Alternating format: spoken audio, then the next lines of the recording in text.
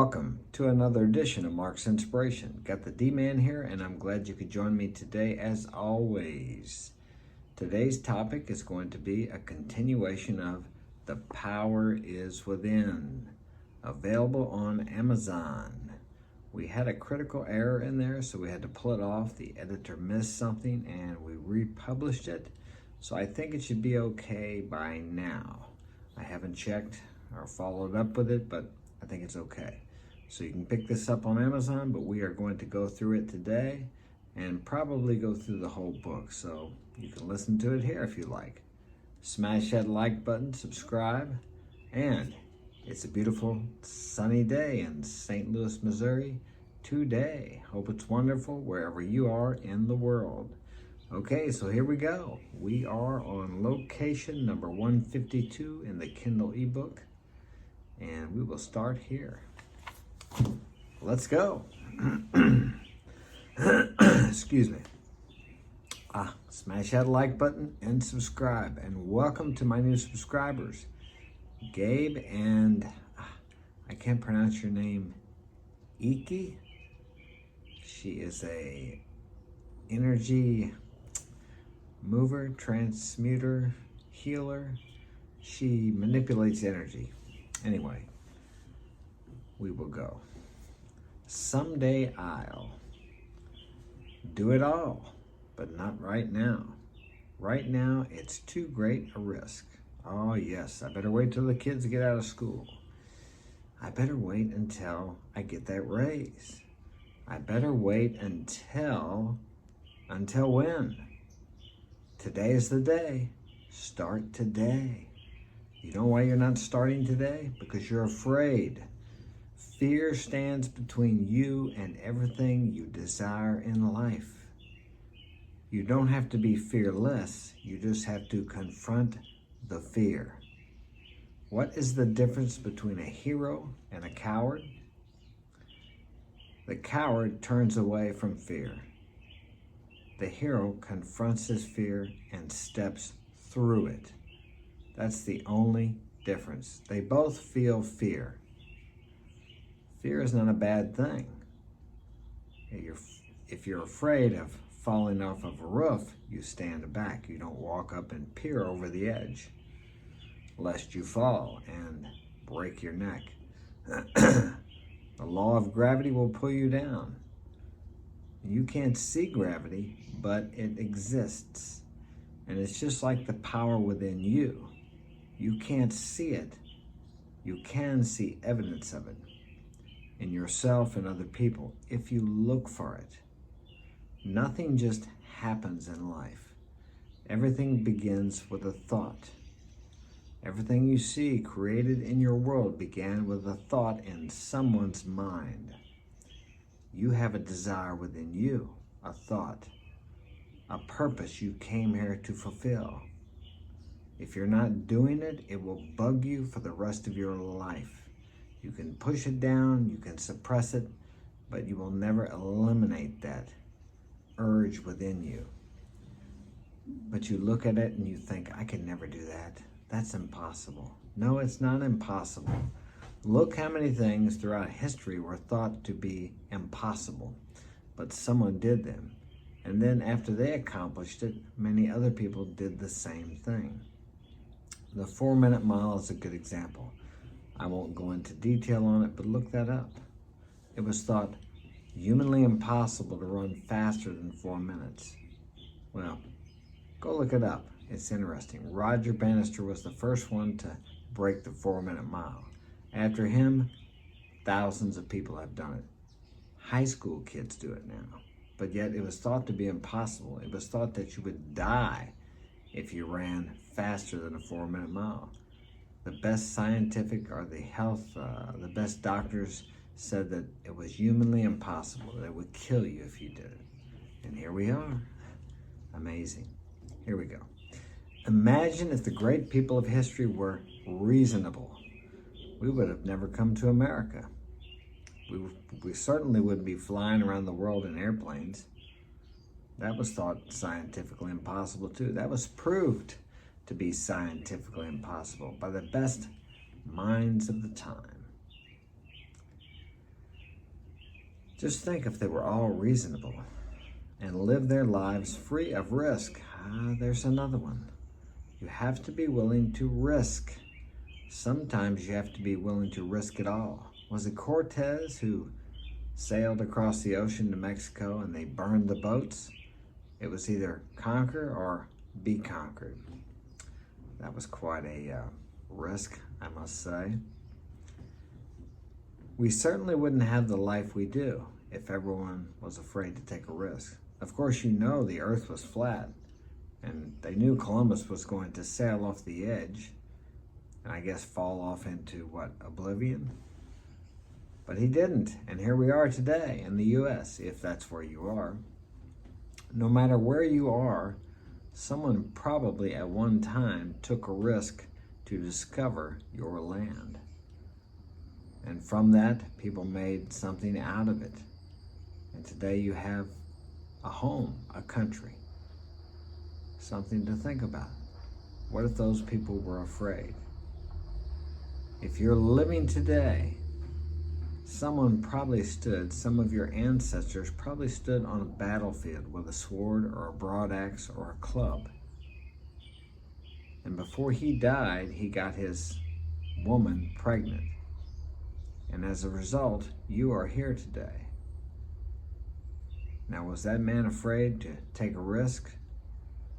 It sounds pretty risky to me to face a bunch of other men with battle axes, swords, clubs, spears, whatever they used, but yet he did it to protect his wife, his family, and his country.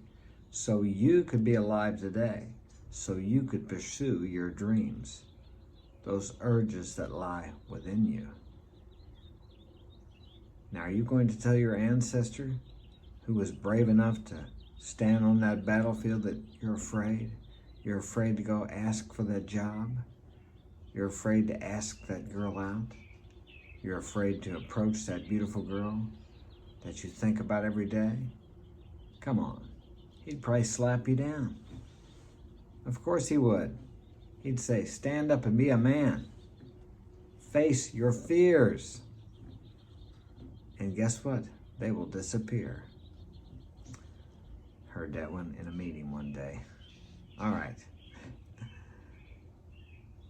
We wouldn't have the life we do if everyone was afraid to take risks and face fear, especially those of us fortunate enough to live in places like the U.S.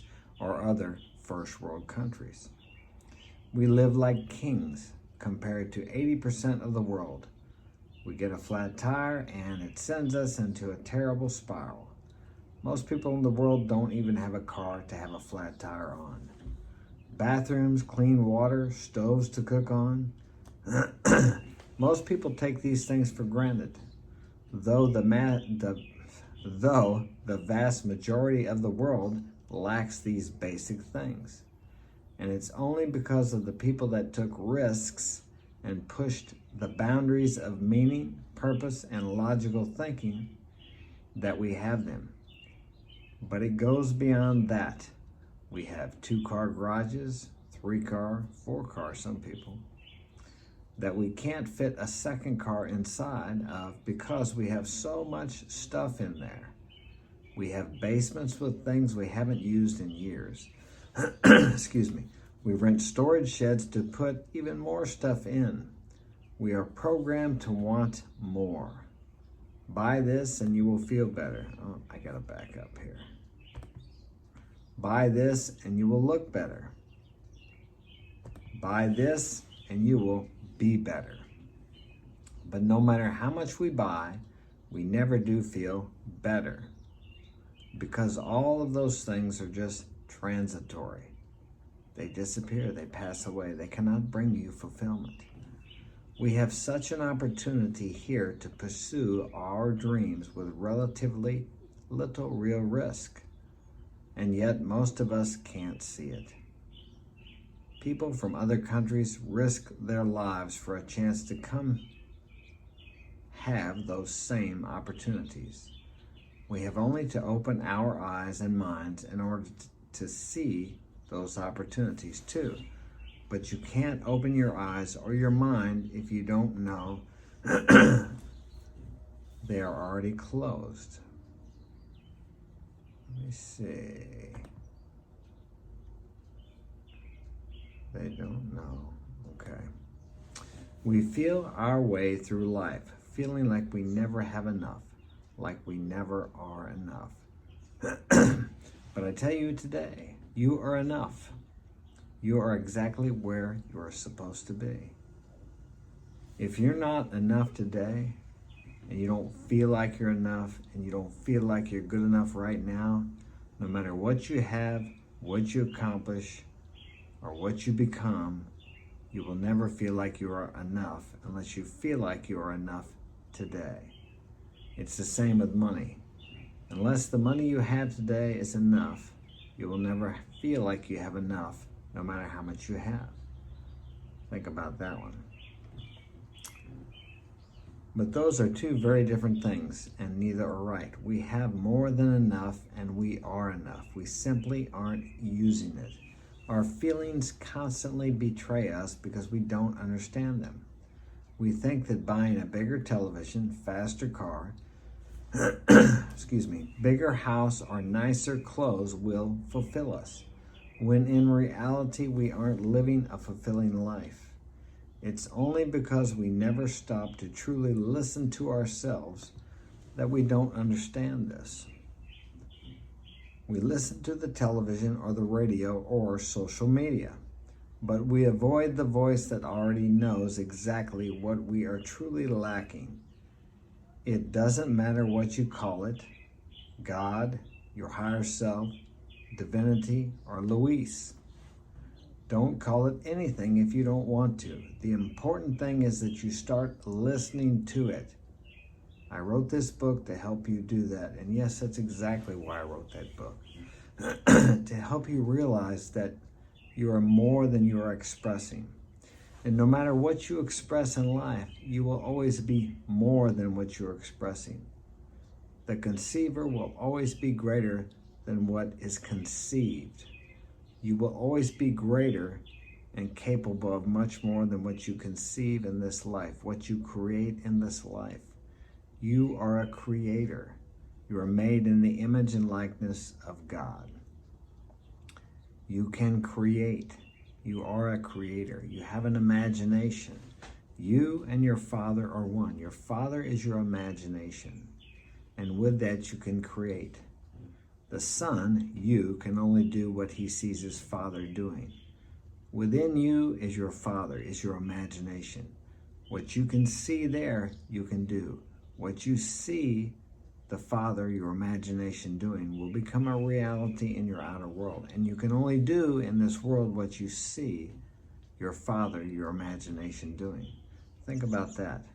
You don't have to agree with me about imagination being the creator or God or your gift from God, however you want to look at it.